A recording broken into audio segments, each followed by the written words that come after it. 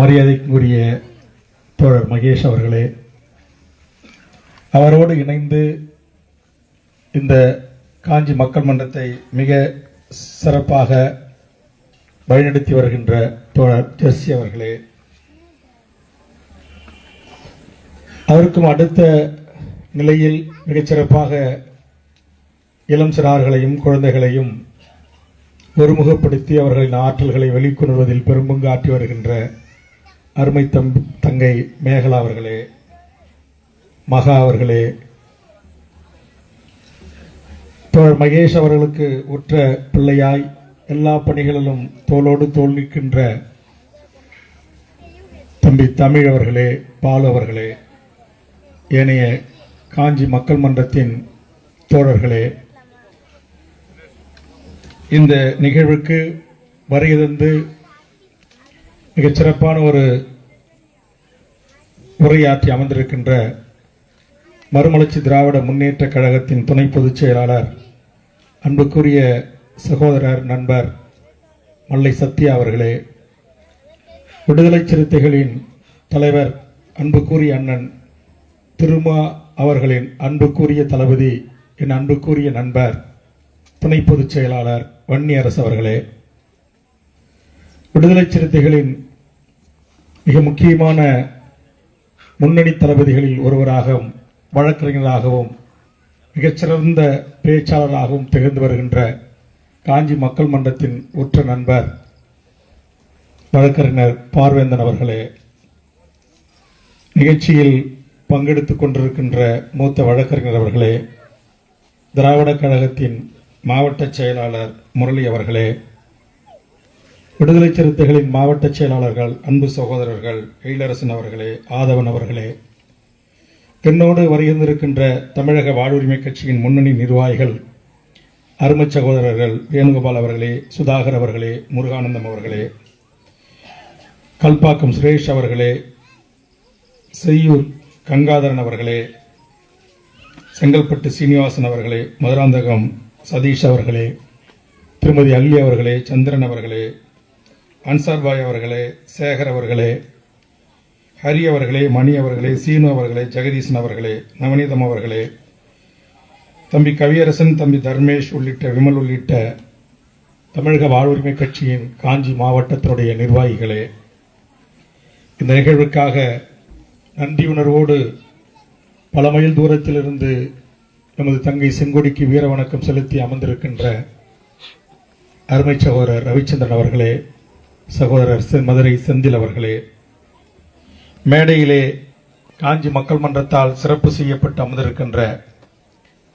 2 பெண் ஆளுமைகளாக வீட்டிருக்கின்ற பஞ்சாயத்து தலைவர்களே, இந்த கலை நிகழ்ச்சியை மிக சிறப்பாக மிக ஒழுங்காக ஒவ்வொரு வரிகளிலும் உள்ள கருத்துக்களை நாளைய தலைமுறைக்கு எடுத்துச் செல்கின்ற நல்வாய்ப்பை காஞ்சி மக்கள் மன்றத்தின் ஊடாக ஒவ்வொரு நிகழ்வுகளிலும் மிகச்சிறப்பாக பங்களிப்பாற்றி அமர்ந்திருக்கின்ற எனதருமை காஞ்சி மக்கள் மன்றத்தில் இணைந்து இந்த பணிகளை மிக நேர்த்தியாக ஒழுங்காக செய்து வருகின்ற அனைத்து சகோதர சகோதரிகளே, அவர்களுக்கு உறுதுணையாக கலை நிகழ்வை நடத்திய கலைஞர்களே, காவல்துறை, உளவுத்துறை, கியூ உள்ளிட்ட காவல்துறை நண்பர்களே, பத்திரிகை நண்பர்களே, பாண்டி அருமை சகோதரர் தீனன் அவர்கள் உள்ளிட்ட அனைவருக்கும் என் அன்பான வணக்கத்தினை தெரிவித்துக் கொள்கிறேன்.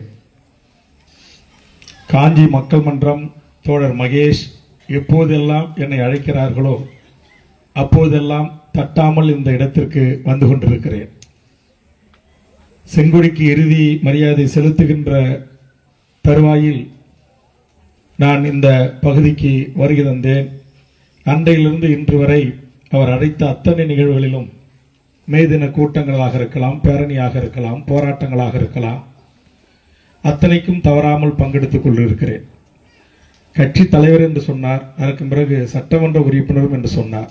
இந்த இடத்திற்கு வருகின்ற போது நான் சட்டமன்ற உறுப்பினராக இருந்தாலும் வருவேன், இல்லை என்றாலும் வருவேன், நீங்களும் இருந்தாலும் அழைப்பீர்கள், இல்லை என்றாலும் அழைப்பீர்கள். அந்த பாச உணர்வால் கட்டுண்டு கிடக்கிற வேல்முருகன் உங்களோடு இருப்பான். அந்த வகையில் என்னோடு வருகிற இந்த அருமை சகோதரர் வேலூர் டாக்டர் சுதாகர், நாங்கள் அவரை வந்து உள்ளே நுழைகின்ற போது மகேஷ் அவர்கள் சொன்னார், நாங்கள் உங்களை தொடர்ந்து இணையதளங்களிலே கண்காணித்து வருகிறேன் என்று. தோழர், நீங்கள் செய்கின்ற இந்த பணி, மக்களுக்கான இந்த பணி ஒரு மகத்தான ஒரு பணி. இங்கே என்னுடைய அருமைக்குரிய நண்பர் வன்னியரசு அவர்கள் குறிப்பிட்டது போல், இந்த நிகழ்வை நான் ஒவ்வொரு நிகழ்ச்சிக்கும் வருகின்ற போது தமிழீழத்தில் எமது தமிழீழ தேசிய தலைவன் மேதகு அண்ணன் பிரபாகரன் அவர்கள் எப்படி மாவீரர் நாளை ஒழுங்கு செய்து ஒழுங்கமைப்போடு கலை நிகழ்ச்சியோடு தமிழீழ கலை பண்பாட்டுத்துறை வடித்தளித்த உணர்ச்சி கவிஞர் ஐயா காசி ஆனந்தன், புதுவை ரத்தினதுரை, அண்ணன் அறிவுமதி போன்ற கவி பெருமக்கள் தமிழீழ மண்ணுக்கு கொடையாக தந்திட்ட பாடல் வரிகள் உச்சரிக்கப்பட்டு அங்கு இது போன்ற கலை நிகழ்ச்சிகளை நடத்தி அந்த உணர்வெழுச்சியோடு அந்த மக்கள் ஒன்று கூடி அங்கு அந்த மாவீரர்களுக்கான வீர வணக்கத்தை செலுத்துவார்கள். அந்த அளவுக்கு மிக ஒழுங்கு செய்யப்பட்ட, நேர்த்தியான, கட்டுப்பாடு மிக்க, ஒழுக்கமிக்க ஒரு நிகழ்வாக இந்த நிகழ்வை தோழர் மகேஷ் அவர்களும் ஜெர்சி அவர்களும் தொடர்ச்சியாக 13 ஆண்டு காலம் செய்து வருகிறார்கள். அதற்காக என் நெஞ்சார்ந்த நன்றியை நான் உங்களுக்கு தெரிவித்துக் கொள்கிறேன்.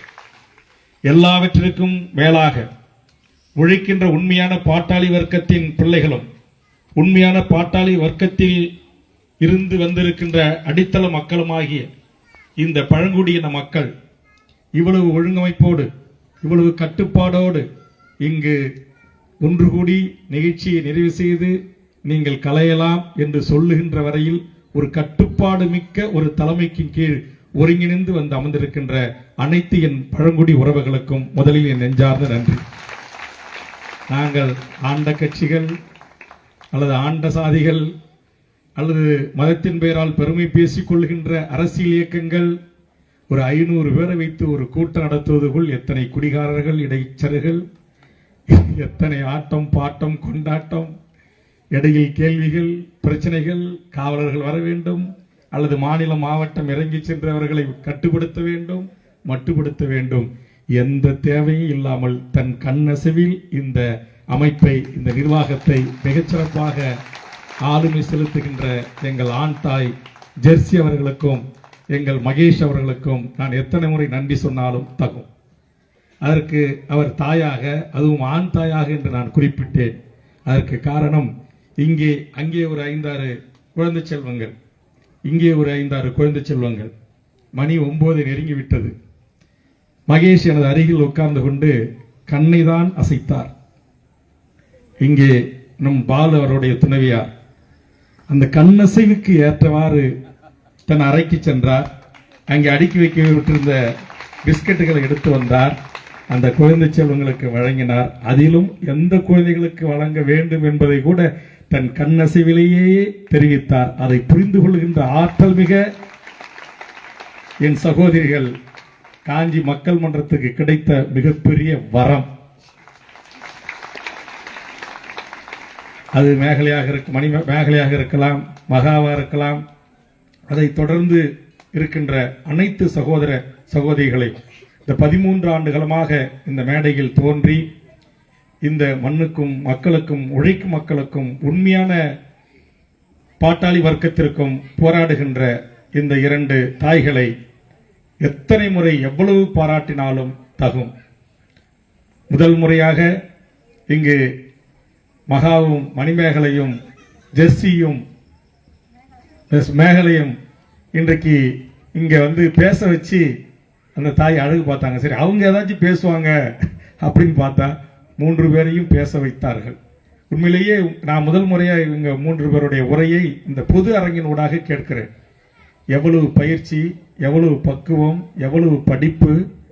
இன்றைக்கு காரல் மார்க்ஸையும் லெனினையும், இன்றைக்கு மூலதனத்தையும் மார்க்சிஸ்டையும் படித்த காரணத்தினால் எமது சகோதரிகளும் எமது தோழர்களும், நான் 6 முறை தேர்தலை சந்தித்தவன், 43 ஆண்டு காலம் பொது வாழ்வுக்கு சொந்தக்காரன், 3 முறை தமிழக சட்டமன்றத்தில் மறைந்த கலைஞரோடு, ஜெயலலிதாவோடு, மூத்த அமைச்சர்களாக இருப்பவர்களோடு வாதிடக்கூடிய புலமை அறிவை பெற்றவன் என்கிற இருமாப்பில் இருந்த எனக்கே இந்த 3 தோழர்களின் உரையை கேட்கின்ற போது நாம் இன்னும் எல் முனை அளவு கூட மார்க்சிசத்தை, ஏங்கல்லை, லெனினை, காரல் மார்க்ஸை தெரிந்து கொள்ளவில்லை.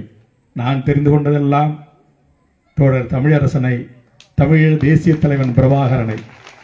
காரணம், இந்த 2 தலைவர்களினுடைய வரலாற்று தடம் பதித்து வாழ வேண்டும் என்று விரும்பினேன். அவர்கள் ஏற்றுக்கொண்டவர்கள்தான் இங்கே நம்முடைய தோழர் மகேஷ் அவர்கள் 100ஆண்டு விழா கொண்டாடுகிற தலைவர்கள். எமது தமிழீழ தேசிய தலைவரின் மண்ணில் சாதியம் இல்லை, மதவெறி இல்லை, சாதிய சண்டைகள் இல்லை, தனி தெருக்கள் இல்லை, தனி டீ கிளாஸ்கள் இல்லை, செருப்பை கையில் எடுத்து நடக்க வேண்டும் என்கிற சாதி ஆணவ திமிர் இல்லை. சாதி ஒழிப்பே தமிழ் தேசியத்தின் நோக்கம் என்கிற உன்னத கொள்கையை முன்வைத்த தோழர் தமிழரசன். ஆக இந்த 2 சமகாலத்தில் வாழ்ந்த மறைந்த தமிழரசனை மறைந்த என்று சொல்லுவேன். எங்கள் நெஞ்சத்திலும் எங்கள் உள்ளத்திலும் என்றும் மறையாத உலகம் முழுவதும் வாழ்கின்ற ஈழத்தமிழ் உறவுகளிடம், எம் தாய் தமிழ் உறவுகளிடம் இன்றைக்கு நெஞ்சில் தனக்கென்று ஒரு இடத்தோடு அமர்ந்து கொண்டிருக்கிற எமது தமிழீழ தேசிய தலைவன் பிரபாகரன் அவர்களை, அவருடைய வாழ்க்கை வரலாறை, அவருடைய போராட்ட வரலாறை, அவருடைய சமூக நீதி சமத்துவ வரலாறை, சமமான பார்வையை நாங்கள் கற்றுக்கொண்டாலே அதுவே எமக்கு போதுமானது என்று நாங்கள் இருந்தோம்.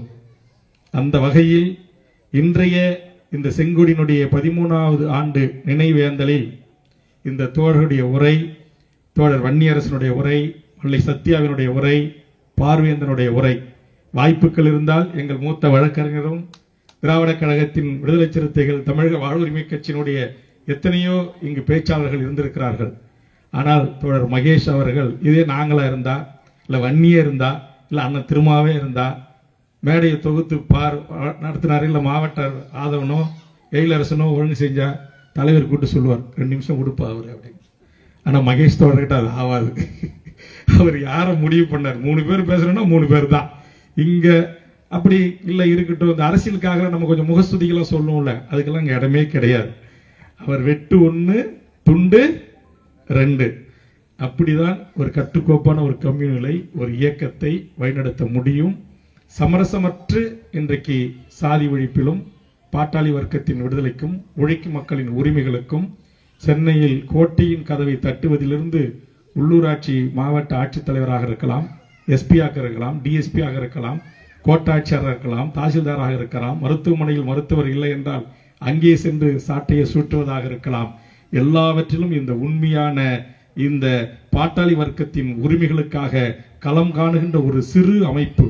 இந்த அமைப்பு இங்கு பேசுகின்ற போது ஜெர்சி அவர்கள் சொன்னார்கள், முதல் முறையாக மாநிலம், மாவட்டம், ஒன்றியம், நகரம் என்று ஏதோ அரசியல் கட்சிகள் அமைப்பது போல் நம்முடைய காஞ்சி மக்கள் மன்றம் ஆள்போல் தழைக்க வேண்டும் என்ற உணர்வோடு அவர்கள் இதற்கான முயற்சியை மேற்கொண்டிருக்கிறார்கள் என்று நான் கருதுகிறேன். உண்மையிலேயே தமிழ்நாடு முழுவதும் இது போன்ற ஒழுங்கு செய்யப்பட்ட குடியில்லாத, போதை இல்லாத, கஞ்சா இல்லாத, அபின் இல்லாத, மருந்து மாத்திரை குடிக்கு நிகராக பயன்படுத்துகிற ஒரு இளைய தலைமுறை இல்லாத, சமூகத்தை குறித்து கவலை கொள்ளுகின்ற ஒரு இளைய தலைமுறை, சமூகத்தில் இருக்கிற சீரழிவுகளை குறித்து சீர்தூக்கி பார்க்கின்ற ஒரு இளைய தலைமுறை, சமூகத்தில் இருக்கிற தீண்டாமை கொடுமைகளுக்கு எதிராக தன் பாடல் வரிகளை கொண்டு சாட்டைகளை சமூகத்தின் மீது சூழ்த்துகிற ஒரு ஆற்றல் வாய்ந்த இளைய தலைமுறையை உருவாக்குகின்ற பாங்கு, அவர்களுக்கான அரசியல் வகுப்புகள், அவர்களுக்கான பயிற்சிகள், இந்த இளம் சிறார்கள், 4ஆம் தலைமுறை சிறார்கள் இங்கு இந்த காட்சியினூடாக எந்தவித ஒரு பிழையும் ஏற்படாத வண்ணம் ஒழுங்கமைப்போடு அந்த பாடல் வரிகளுக்கும் நடனங்களுக்கும் தங்கள் கருத்தினூடாக அவர் வெளிக்காட்டிய அசைவுகள் என்பது சாதாரண விடயம் அல்ல. எடுத்த உடனே அதை செய்திட முடியாது. அதற்கான பயிற்சி, அதற்கான அவர்களுக்கான தூண்டுகோல், அவர்களை ஒழுங்கு செய்வது, ஒழுங்கமைப்பது போன்ற இந்த மகத்தான பணிகளைத்தான் தோழர் மகேஷ் அவர்களும் ஜெர்சி அவர்களும் இங்கு மேகலை போன்றவர்களும் மகா போன்றவர்களும் செய்து கொண்டிருக்கிறார்கள். தமிழ் போன்றவர்களும் பாலு போன்றவர்களும், இன்னும் சொல்ல போனால் இங்கே கலைஞர்களாக இருந்து இசைக்கருவிகளை வாசிக்கின்ற ஒரு என்ன சொல்லுவாங்க, எல்லாம் ஆங்கிலத்தில் சொல்லுவாங்க, மல்டி டேலண்ட், பலவிதமான பாடுறாங்க, இசைக்கிறாங்க, பறையடிக்கிறாங்க, நாடகம் நடிக்கிறாங்க, எல்லா கலைகள் எல்லாவற்றிலும் சரி, அதோடு அவங்க நிறுத்திக்கிறாங்களா? காஞ்சி மக்கள் மன்றம் அதோடு அவர்களை பயிற்றுவித்து முடித்துக் கொண்டதா? அல்லது மகேஷ் அவர்கள் துவக்கோரையில் சொன்னது போல் ஏதோ இவர்கள் மேடைகளிலே கச்சேரி பாடுவர்கள் அல்ல. அங்கே நிறுத்தியிருக்கிற அத்தனை எம் இளைய தலைமுறையும் வழக்கறிஞராகவும் பொறியாளராகவும் மருத்துவராகவும் நாளை இந்த நாட்டுடைய ஆட்சி அதிகாரத்தில் வரக்கூடிய ஐஏஎஸ் ஐபிஎஸ் நோக்கி தங்கள் இலக்கை நோக்கி அவர்கள் பயணித்துக் கொண்டிருக்கிறார்கள். அவருடைய கனவுகளை ஒரு தாயாக இருந்து, சகோதரியாக இருந்து, ஒரு ஆண் தாயாக இருந்து அவர்கள் குறிப்பிடுகின்ற போது சொன்னார்கள், தொடர் மகேஷ் அவர்களும் ஜெர்சி அவர்களும் திருமணம் செய்து கொள்ளவில்லை. ஆனால் இங்கு நூற்றுக்கணக்கான பிள்ளைகள் அவர்களின் அன்பால் ஈர்க்கப்பட்டு பாசத்தால் கட்டுண்டு கிடக்கிறார்கள். இதை விட வேறு என்ன வேணும்? தன் வயிற்றில் பிறந்ததால் மட்டும் பிள்ளை இல்லை, இவர்கள் அனைவரும் எனக்கு பிள்ளைகள், என் பேர குழந்தைகள், எனது மகன், எனது மகள் என்று. ஒரு சின்ன குழந்தைக்கு திப்புவுக்கு ஏதாச்சும் ஒண்ணுன்னா மகேஷ் தோட அப்படியே துடிச்சிருவாங்க.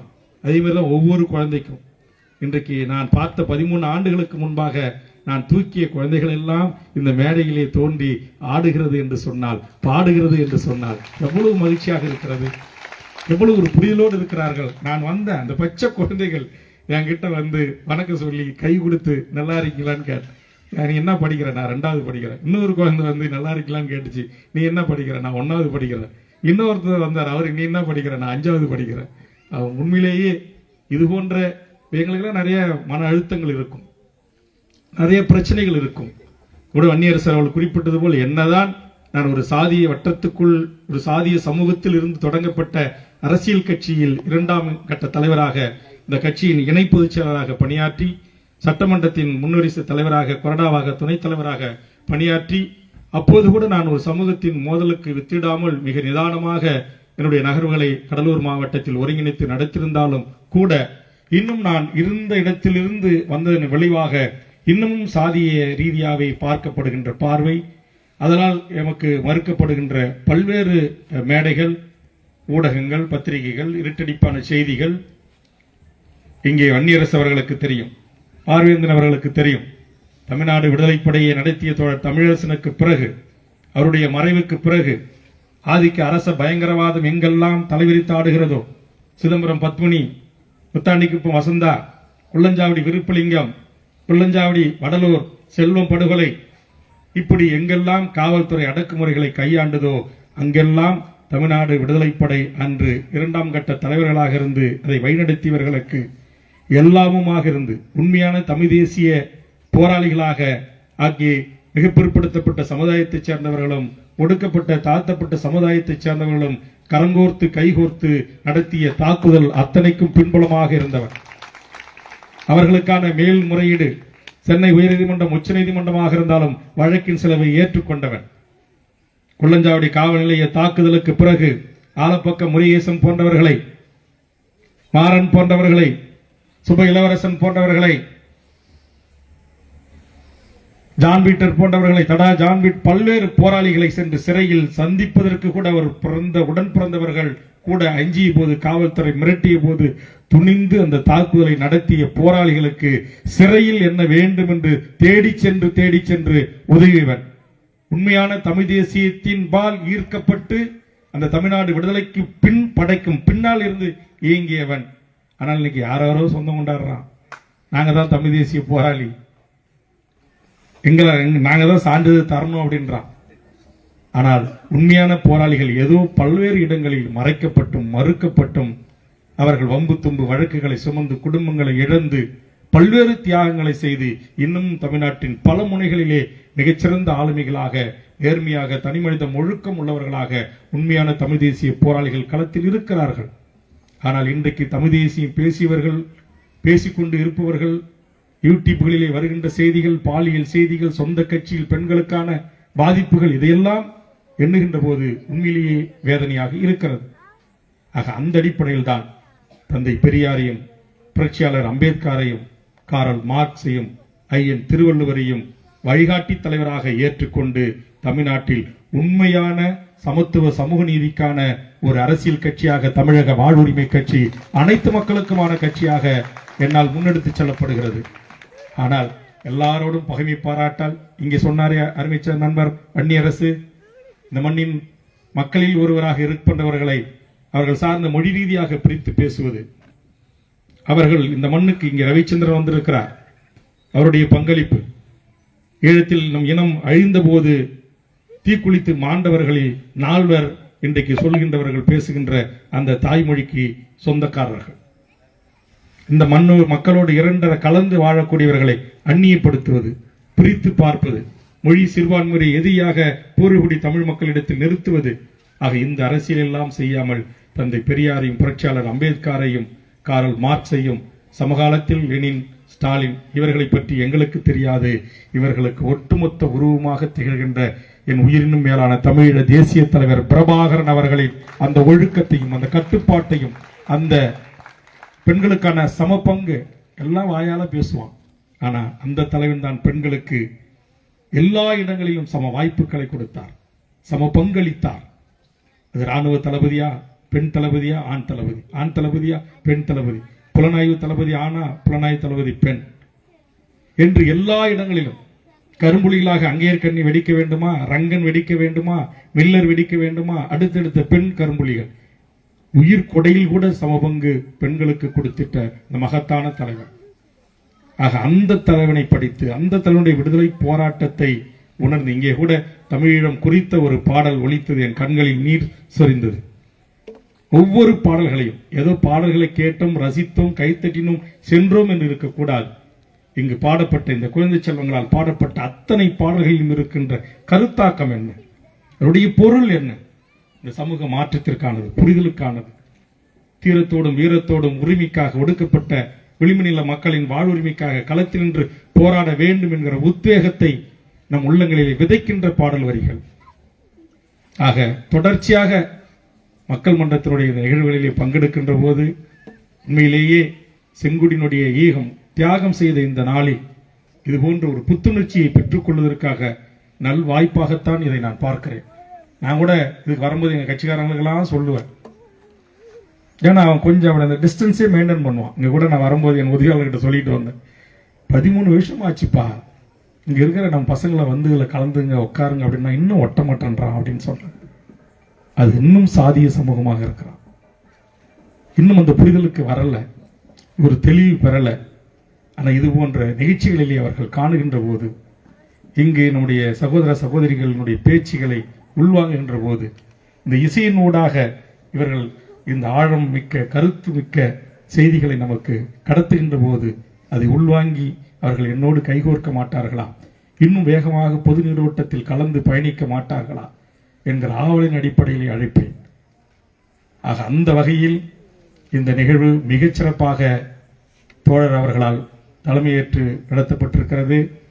பாசிசத்தை பற்றி, பாரதிய ஜனதாவை பற்றி, நரேந்திர மோடியின் ஆட்சி அவலங்களை பற்றி, மதத்தின் பெயரால் மக்களை கொண்டு குவிக்கிற இந்த பாசிச தன்மையை குறித்து விரிவாக பேச வேண்டும் என்ற ஆசை. ஆனால் நேரத்தின் அருமை கருதி அடுத்தடுத்த நிகழ்வுகளிலே இங்கே அந்நியரசும் அது குறித்து பேசியிருக்கிறார், தோழர்களும் பேசியிருக்கிறார்கள். அதனால் அதை சார்ந்து நான் அதிக நேரம் எடுத்துக்கொள்ளாமல், இது போன்ற காஞ்சி மக்கள் போன்ற இந்த அமைப்பு, அவர்கள் சொன்னார்கள், இரு பெரும் சாதிக்குள், தமிழ் சாதிக்குள் நமக்குள் ஒரு முரண், பகை. ஜெர்சி அவர்கள் பேசுகின்ற போது மிக ஆழமாக அற்புதமாக அவருடைய உரை அமைந்தது. அது இருக்கக்கூடாது என்று சொன்னார்கள். நான் அவர் வழக்கறிஞர் என்று தான் நினைத்துக் கொண்டேன், இப்போதுதான் தெரிகிறது அவர் பேராசிரியர் என்று.